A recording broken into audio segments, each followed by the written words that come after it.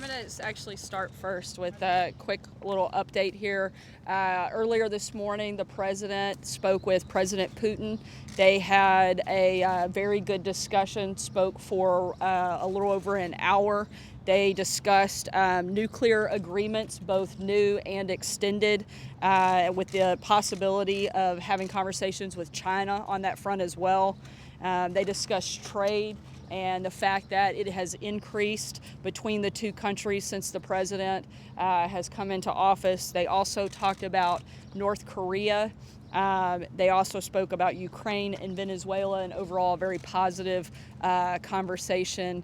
And we'll have a more detailed readout coming shortly, but wanted to give you guys that update while I was out here. Sir, Steve? What are the details of this new nuclear agreement? Is it a new nuclear agreement with China, Russia, United States? There was a discussion about having extending the current nuclear agreement, as well as discussions about potentially starting a new one that could include China as well. Ever be enough? The Democrats have no message. Their only option and their only strategy is to. Did the president discuss at all the findings of the Mueller report and Russian interference as it was determined by that investigation? And did he also discuss some of the land-based defenses in Europe? Very, very briefly was discussed essentially in the context of that it's over and there was no collusion, which I'm pretty sure both leaders were very well aware of long before this call took place, something we've said for the better part of 2.5 years. And now they moved on to talk about those topics that I discussed with you. On Russia.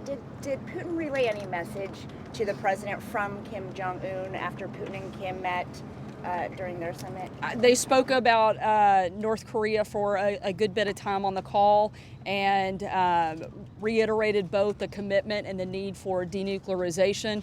And the president said several times on this front as well the need and importance of Russia stepping up and continuing to help and put pressure on North Korea to denuclearize. And that was, again, the focus of the president's comment on that front. Steve? Engage in a peaceful transition.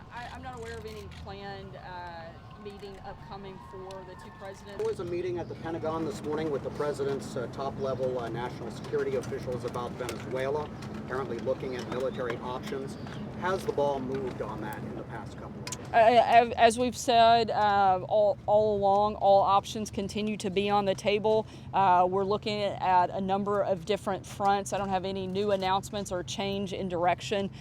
We continue to stand with the people of Venezuela, and the president is continuing to push for aid to be delivered to those people. Beyond that, I don't have any updates, but all options continue to be on the table. And the president's going to do what is required if necessary. That he and his delegation looked yesterday quick, but what I can tell you is that this administration, unlike the previous one, Russia's been very supportive of the Maduro regime. Did the president make any progress on getting them to step off that support or help with the transition?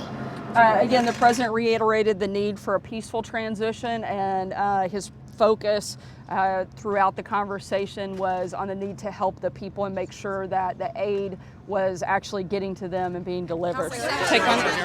Take one last question here. The White House formally instructed Don McGahn not to comply with congressional requests. I'm not aware of a formal conversation on that front. Thanks, guys. Let me ask you real quick, who initiated this call, and is it any closer to these President Trump and Putin meeting for a summit down the line? And then secondarily, what was the response from Putin when the president talked about the need to engage in a peaceful transition? I'm not aware of any planned meeting upcoming for the two presidents, but I do know that Secretary Pompeo is expected to meet, I believe, with his counterparts next week, and those conversations after that, we'll see what happens from there. See, you said that they talked about the Mueller report being over, but the Mueller report also outlines in extensive detail attempts by Putin and Russia to interfere in the election. Did that not come up at all in that? Again, the conversation on that part was very quick, but what I can tell you is that this administration, unlike the previous one, takes election meddling seriously, and we're going to do everything that we can can to prevent it from happening. That's why we've taken a whole of government approach. We have had contact with all 50 states and are looking at ways to actually prevent it from taking place instead of like they did in 2016, just letting it happen, knowing about it and doing nothing, and then trying to blame it on the incoming administration. We're not going to let that happen, and so we're going to actually be serious and take our job seriously. Thanks.